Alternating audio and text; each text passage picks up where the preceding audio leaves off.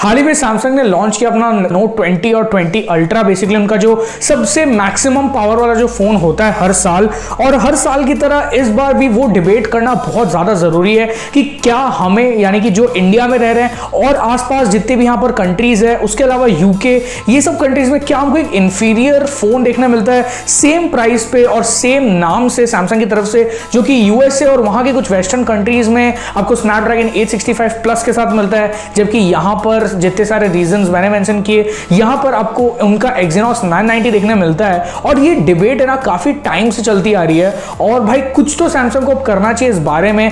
क्या actual differences है जो आपको सैमसंग के नोट 20 अल्ट्रा में देखने को मिल जाएंगे, 20 और 20 अल्ट्रा दोनों में, क्योंकि उसमें स्नैपड्रैगन 865 प्लस नहीं मिलता इंडिया के अंदर, बल्कि आपको उनका एक्सिनोस 990 मिलता है। तो एग्जैक्टली क्या डिफरेंसेस है, क्या है, मतलब क्यों इतना बड़ा ये इशू है डिबेट का। और आप में से भी काफी मेरे सब्सक्राइबर्स ने रिक्वेस्ट किया था कमेंट करके कि ऐसी में एक वीडियो बनाऊं जिसमें एकदम डिटेल में थोड़ा बताऊं कि क्या क्या अंतर है एक स्नैपड्रैगन वाले नोट 20 अल्ट्रा में और एक एक्सिनोस वाले जो नोट 20 अल्ट्रा में। तो ये वीडियो होपफुली आपको जो है समझ में आए कि क्यों मैंने वो वीडियो बनाई थी नोट 20 अल्ट्रा के बारे में और क्या एग्जैक्ट डिफरेंसेस है। तो बस बिना किसी देरी के लेट्स गेट स्टार्टेड।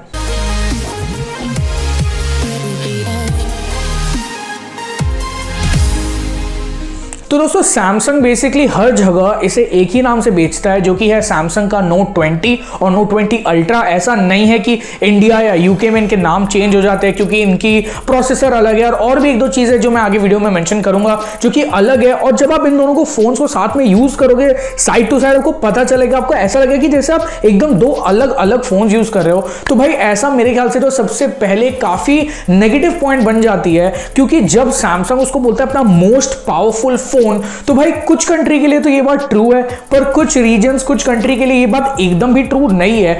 क्यों? क्योंकि जो आपको इनका सैमसंग का S20 आया था, गैलेक्सी S20 और S20 प्लस, S20 अल्ट्रा, उसमें भी हमको इन सारे रीजन्स में इनके एक्सिनोस 990 प्रोसेसर्स मिले थे। और अभी नोट में भी अगर वही सेम प्रोसेसर बिना कोई इंप्रूवमेंट वही 990 अगर मिल जाता है, तो बेसिकली आपको परफॉर्मेंस वाइज S20 और नोट 20 में कोई अंतर नहीं मिलेगा। जबकि यूएसए और वो वेस्टर्न रीजन जितने भी है, वहां पर S20 में आया था इनका स्नैपड्रैगन 865 और अभी नोट में आया 865 प्लस, जो कि ऑन पेपर 7% तक ज्यादा बेटर है जो स्नैपड्रैगन 865 है उससे। 865 प्लस में आपको ओवरक्लॉक सीपीयू देखने मिलता है, यानी कि गेमिंग परफॉर्मेंस बेटर होती है। और क्योंकि वो एक क्वालकॉम का बनाया हुआ चिपसेट है, तो वहां पर वो लोग ने और भी चीजें ऐसी इंप्लीमेंट की है जिससे जो बहुत ज्यादा एफिशिएंसी बढ़ जाती है उनके चिप्स की, तो बैटरी वगैरह को कम कंज्यूम करता है। पर यहाँ पर जो सैमसंग का एक्सिनोस है 990, हालांकि वो भी काफी ज्यादा केपेबल और पावरफुल प्रोसेसर है, नो डाउट, तभी आपको डे टू डे यूसेज में हो सकता है उतना अंतर पता भी ना चले। पर भाई बात यह है कि अंतर पता ना चले, इसका ये मतलब नहीं है ना कि आप बिल्कुल प्रोडक्ट्स ही दो एकदम अलग अलग से बेचो। तो वही है कि वहां पर उनका जो 990 है वो पावर हंग्री भी ज्यादा है, मतलब वो आपको बैटरी कंज्यूम ज्यादा करेगा। उसके अलावा जो पावरफुल है वो उतना ज्यादा उसके कोर्स पावरफुल नहीं है जितना क्वालकॉम के स्नैपड्रैगन ने किया हुआ है। उसके अलावा आजकल हर प्रोसेसर के अंदर एक यूनिट आती है NPU, जो कि होती है इनकी बेसिकली न्यूरल प्रोसेसिंग यूनिट, इन्होंने नाम दिया हुआ है। बेसिकली जो भी AI वाले प्रोसेस होते हैं और इवन कुछ कुछ इमेज जो प्रोसेसिंग वगैरह होती है वो ये NPU करती है, न्यूरल प्रोसेसिंग यूनिट। और ये जो क्वालकॉम स्नैपड्रैगन की ये थोड़ी और ज्यादा तगड़े जो स्पेक्स दिखाती है हमको। और उसके अलावा जितने भी क्वालकॉम वाले फोन्स जो है उसमें जो भी थर्ड पार्टी ऐप्स, यानी सैमसंग के अलावा अगर आप कुछ ऐप स्टोर से डाउनलोड करते हो, तो वो उन स्पेशल वाले NPU का जो पावरफुल ज्यादा होता है AI वाले कैलकुलेशंस के लिए, उसका यूज ले पाएगी, क्योंकि वो APIs को सपोर्ट करती है। और API बेसिकली होता क्या है कि कुछ बिल्ट इन ऐसी लाइब्रेरीज वगैरह होती है जो ओपन रखा है वो लोग ने, क्वालकॉम वालों ने, कि जो मर्जी उसका वो वाले कोर्स को यूज कर सकता है। पर सैमसंग के एक्सिनोस में ऐसा बिल्कुल भी नहीं है। मतलब जो NPU तो है इनके पास भी 2 कोर्स है बिल्कुल क्वालकॉम जैसे, पर वो लोग ने भाई इसको ओपन नहीं किया हुआ है। तो ओनली एंड ओनली सैमसंग के एप्स या फिर वो जो एप्स को चाहे सिर्फ उन्हीं पे ही आपको वो NPU का सपोर्ट देखने मिलेगा। और बाकी टाइम वो लिटरली 2 कोर्स ऐसे जो यूज तक नहीं होंगे, क्योंकि वहां पर वो लोग ने ना कोई ऐसी APIs बनाई है और ना ही उस हार्डवेयर को ओपन रखा है। तो बेसिकली वो हार्डवेयर दे रहे हैं, पावरफुल है, पर यूज का नहीं है। भाई यहाँ पर मैंने ये तक सुना है कि कस्टमर्स जो है एक बार दो बार सोचते हैं जब उनको ये पता चलता है कि यहाँ पर थोड़ी एक इंफीरियर प्रोसेसर, इंफीरियर चीज देखने मिलती है। मैं ये एकदम भी नहीं बोल रहा हूँ कि सैमसंग का नोट 20 एक लेस पावरफुल फोन है, ये गलत मत समझना। पर ऐसा है कि कंपैरेटिवली अगर आप सेम नाम से और एक हाई प्राइस पे फोन बेचते हो ये बोल के कि वो उस कंपनी का सबसे पावरफुल फोन है, और नोट सीरीज एक्सपेक्टेशन ये रहती है कि वो पावर हाउस वाला फोन जो है बिल्कुल एक प्रोफेशनल्स के लिए, बेसिकली जो बिजनेस वगैरह जो भी है एकदम मेन प्रोफेशनल्स वो यूज करते हैं नोट 20। तो जब आप ऐसे कोई चीज को मार्केट करते हो कि वो आपका एकदम power house top of the line phone है, तो उसको कुछ डिस्टिंग्विश रखो अपने एस वाले सीरीज से। बस एस पेन दे देने से नहीं होगा। अगर आप कुछ अपग्रेड यूएस वाली मार्केट में दे रहे हो तो भाई इंडिया और यूके में क्यों हमें सेम वही S20 वाली 990 देखने मिलती है? या तो आप भी अपना कोई एक 990 प्लस बना लो तो मे बी शायद क्या पता कन्विंस हो जाए। भाई उसके अलावा एक बहुत ही ज्यादा शॉकिंग चीज निकल के आई थी। एक बहुत ही बड़े यूट्यूबर है, अमेरिका के ही है, जिनका नाम है जैक, और वो उनका चैनल है यूट्यूब पे Jerry rig everything. I am sure उसका नाम आपने सुना ही होगा, अगर नहीं सुना तो प्लीज चेकआउट कर लो जेरी रिग एवरीथिंग को। उसने रिसेंटली अभी नोट 20 अल्ट्रा का टेयर डाउन बनाया था। बेसिकली होता क्या है कि उनके पास जो भी लेटेस्ट फोन आते हैं उनको वो पूरा खोल देते हैं, पार्ट पार्ट को खोल के, और अंदर से देखते हैं, और उसके अलावा जो स्ट्रक्चर उसका कितना मजबूत है या वीक है वो सब टेस्ट करते हैं, बेंच टेस्ट वगैरह, और खोल के अंदर का पार्ट्स वगैरह दिखाते हैं। और भाई इसमें एक बहुत ही बड़ा चीज निकल के आया है कि जो ये इंडिया और यूके वाले जितने भी मॉडल्स है उसमें अंदर कोई कूलिंग चेंबर ही नहीं है। कॉपर की कूलिंग चेंबर होती है जिसके अंदर वाटर वेपर्स होते हैं, ताकि जब भी आप गेमिंग वगैरह करो या कुछ बहुत ही ज्यादा ऐसे पावर हंग्री वाले टास्क करो तो वो फोन को वो जो पूरा सिस्टम है ठंडा रखने में काम आता है। पर ये सारी चीजें आपको यूएसए वाले मॉडल में देखने मिल जाती है, पर इंडिया और यूके वाले में ये पूरा का पूरा कूलिंग चेंबर वाला सिस्टम ही नहीं है। मतलब वो जो कॉपर का एक अलग से होता है। और अगर आपको मेरे पे विश्वास नहीं है तो आप जेरी रिग एवरीथिंग के चैनल को जाकर देख लो, उनके मिलियंस ऑफ सब्सक्राइबर्स है और वो लाइक दुनिया के हर बड़े फोन्स खोलते होंगे। और उन्होंने खुद ये मेंशन किया अपनी वीडियो में कि कितना शॉकिंग है ये बात कि सैमसंग सेम नाम से और सेम मतलब ब्रांडिंग और सेम टैगलाइंस के साथ दिखा ऐसा रहा है कि एक पावर वाली चीज है, पर एक जगह पर कुछ और दे रहा है, दूसरी जगह पर कुछ और ये बिल्कुल भी फेयर नहीं है। और बिल्कुल मैं उनकी बात से अग्री करता हूं कि ये फेयर 1% भी नहीं है। Remember how this phone cost $1,300? There is no thermal paste or copper inside to keep the processor cool. Nothing here on the gray stuff inside of the phone or on the back of the motherboard, which is super unfortunate. And the Exynos processor is notorious for overheating and throttling. It's hard to believe that there is no copper in here for the heat dissipation.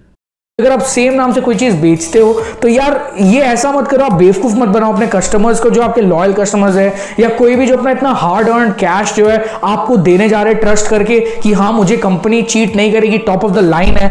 हालांकि उनके top of the line होगा Exynos chip, but वो at par नहीं है जो same चीज अगर वो यूएसए से खरीदता तो ये एक टाइप ऑफ धोखे जैसी बात हो जाती है। और इसलिए मुझे बिल्कुल भी अच्छा नहीं लगा था ये मूव। हालांकि मैं ये क्लियर कर दूं कि मैं सैमसंग का बहुत बड़ा फैन हूं और मैं सैमसंग के टैबलेट्स यूज करता हूं अपने घर पे, सैमसंग की फ्रिज वगैरह बहुत कुछ सैमसंग का ही है मेरे घर पे, एसीज वगैरह सब कुछ मेरे घर पे सैमसंग का है। और as a company as an organization मैं सैमसंग को बहुत ज्यादा मतलब पसंद करता हूं और उनकी काफी सही हिस्ट्री रही है। और रिसेंटली मैं काफी क्योंकि हिस्ट्री के बारे में रिसर्च कर रहा था, क्योंकि मेरी आने वाली वीडियो जो है सैमसंग की ऐसी हिस्ट्री के बारे में होगी। एक फन फैक्ट आपको बताता हूं, सैमसंग एक ऐसी कंपनी है जिसने नूडल्स बेचने से चालू किया था। लिटरली जो चाउमीन या नूडल्स जो भी आप बोलते होगे वो जब खाते हो वो बनाने से चालू किया था साउथ कोरिया में। और आज वो इतने बड़े मल्टी नेशन कॉर्पोरेशन है, एमएनसी जिसको बोलते हैं, और वो बहुत ज्यादा बड़ी बात है। और इसीलिए क्योंकि ये बहुत ज्यादा फैसिनेटिंग मुझे लगा चीज, तो मुझे लगा था कि उसके बारे में एक वीडियो बनाना चाहिए। तो चलो ये क्लियर होपफुली अब आपको हो गया होगा कि मैं सैमसंग को हेट बिल्कुल भी नहीं करता, पर भाई अगर कंपनीज कुछ भी ऐसा गलती वलती करती है तो कस्टमर को रिप्रेजेंट मेरे को लगता है कि मुझे करना चाहिए, अगर कुछ भी थोड़ी बहुत मेरी रीच है तो। और अगर कोई भी अगर सैमसंग से कोई बंदा देख रहा है तो भाई इसीलिए मैं चाहता हूं कि मैं ऐसी वीडियोस बनाऊं ताकि जो कस्टमर का व्यू है वो पहुंचे। और क्योंकि मुझे थोड़ी बहुत जो है नॉलेज है इस सब के बारे में, तो मैं ये सब चीज शेयर कर रहा हूं कस्टमर्स तक भी कि वो गलती ना करें। तो भाई जो टेक वाली चीज है वो जल्दी जल्दी मैं आपको बता देता हूं। तो मेन जो इनका प्रॉब्लम है ना वो M5 बोल के कोर है उससे है। और M5 एक ऐसी कोर है जो कि CPU के अंदर ही है। ये कोर बहुत ज्यादा पावर हंग्री है, मतलब बहुत ज्यादा बैटरी वगैरह ड्रेन करती है। और कहा ऐसा जा रहा है कि M6 बोल के एक डिजाइन ऑलरेडी उनके पास है, पर अभी वो नहीं बना रहे। और गुड न्यूज चलो ये है कि M6 का डिजाइन है और वो लोग अभी जो ARM की जो आर्किटेक्चर आर्किटेक्चर है जो बेसिकली सारे प्रोसेसर्स का आर्किटेक्चर बनाता है, सारी कंपनीज उसी के आर्किटेक्चर यूज करती है। तो इसीलिए कहा यह जा रहा है कि अभी आर्म वाले जो आर्किटेक्चर है वो हमको 2021 के मिड तक देखने मिल जाएंगे कि सैमसंग उनको यूज करके अपनी नई चिप्स बनाएगा, जो भी उनका 991 होगा या 1000 होगा, मुझे उतना पता नहीं है, पर जो भी नाम रखता है सैमसंग अपने नेक्स्ट चिप का, उसमें जो है आर्म की और ज्यादा एफिशिएंट वाली आर्किटेक्चर यूज किया जाएगा और इनका M5 फाइनली जो डिजाइन घटिया वाला है उसको हटा के M6 ले आया जाएगा। और ग्राफिक्स में भी ये जो माली वाला अभी जो GPU यूज करते हैं वो भी हटा के AMD के कुछ ग्राफिक्स वगैरह आ जाएंगे। तो चलो अच्छी बात है, मैं होपफुल कि 221 में जो है अच्छा लगेगा 2K21 पे, पर लेट्स सी क्या एग्जैक्टली होता है। होपफुली ऐसा ही हो जैसे कि लीक्स एंड रूमर्स है कि 2021 तक सैमसंग जो है ये डिजाइन को पूरा हटाकर और कुछ ओवरऑल सा हो जाएगा और बहुत ज्यादा पावरफुल चिपसेट हो जाएगी। तो भाई ये अच्छी बात है, अगर पावरफुल आपकी चिपसेट होती है तो जरूर आप अपने फोन्स में दो, अगर वो सेम एक्सपीरियंस लाकर देती है जो बाकी उसी नाम से फोन्स बिक रहे हैं। पर ऐसा बिल्कुल मत करो कि एक ही नाम से दो फोन बेचो, मतलब यूएसए और वेस्टर्न मार्केट में एक अलग फोन और फिर इंडिया यूके जैसे मार्केट्स में बिल्कुल एक अलग फोन जिसमें ना ही आपका कूलिंग वाला सिस्टम है और आपके प्रोसेसर्स भी उतने ज्यादा स्ट्रांग नहीं है और एस लाइनअप से कोई अपग्रेड भी नहीं है। तो नोट और एस में आपको लिटरली परफॉर्मेंस में कुछ फर्क पता चलेगा ही नहीं। और भाई एक मस्त बात ये है, एक फन फैक्ट मैं आपको बता देता हूं कि OnePlus 8 Pro में आप 1440p और 120 हर्ट्ज एक साथ चला सकते हो, यानी कि क्वाड HD प्लस आप 120 हर्ट्ज कर सकते हो अपने डिस्प्ले की सेटिंग। पर आप ऐसा सैमसंग के फोन्स में नहीं कर सकते, मतलब इंडिया वाले वर्जन में ऑब्वियसली, क्योंकि उसमें एक्सिनोस चिप है और वो ये हैंडल नहीं कर पाएगी कि क्वाड HD और 120 हर्ट्ज एक साथ चल पड़े। हालांकि ये हैंडल करने की कैपेबिलिटी यूएसए और वेस्टर्न वाले मॉडल्स में है, पर क्योंकि उनको भाई ऐसा नहीं दिखाना कि हमारी चिप्स इंफीरियर है या जो भी है, तो इसीलिए वो लोग ने दोनों ही वाले वेरिएंट्स में ये चीज को इनेबल नहीं किया हुआ है, सॉफ्टवेयर से इस चीज को डिसेबल किया है। तो आप खुद ही समझ सकते हो कि कितने बड़े डिफरेंस है ये दोनों ही चिपसेट के बारे में। और भाई इनको कंपेयर करना है अपने प्राइसेस को, तो ये रखते हैं नेक टू नेक बिल्कुल एप्पल के साथ। पर भाई एप्पल की कहां A13 बायोनिक और कहां इनका एक्सिनोस 990। आपकी क्या है राय इस पूरी चीजों के बारे में, प्लीज नीचे कमेंट करके बताना। और भाई मुझे पता है कि इंडिया में ये लोग ऑफिशियल वेबसाइट पे लिखते हैं क्या इनके रीजंस है इंडिया में एक्सिनोस देने के। अब ऑब्वियसली कंपनी को कुछ ना कुछ तो बहाना मारना ही पड़ेगा, पर ये फेयर तो बिल्कुल भी नहीं है। आपकी क्या राय विचार जो भी है नीचे कमेंट्स में कर डालो। अगर आप मेरे बातों से सहमत और लगता है कि हाँ सैमसंग गलत कर रही है तो नीचे लाइक करो, ताकि लगे कि हाँ सपोर्ट में हो और मैं अकेला नहीं हूं जैसा सोच रहा हूं। और लाइक दो, वही मोटिवेट करता है नई वीडियोस बनाने के लिए भी, और ऐसी टाइप की थोड़ी हट के वीडियोस जहां पर मैं थोड़ी गलतियां निकाल सकूं और मुझे कुछ अगर गलत दिखता है तो उसको पॉइंट आउट कर सकूं। और बस इतना ही था इस सारी वीडियो के लिए। होपफुली आपको देख के जो मजा आया हो, लाइक कर दो, चैनल पर नए हो तो सब्सक्राइब कर दो और बगल में दबा दो नोटिफिकेशन बेल, ताकि आपको हर मेरे लेटेस्ट अपलोड्स की जो है वीडियोस मिलती रहे, नोटिफिकेशन मिलती रहे और आप देख लो सबसे पहले। और इस वाली वीडियो को देखने के लिए धन्यवाद। मैं मिलता हूं मेरी अगली वीडियो में।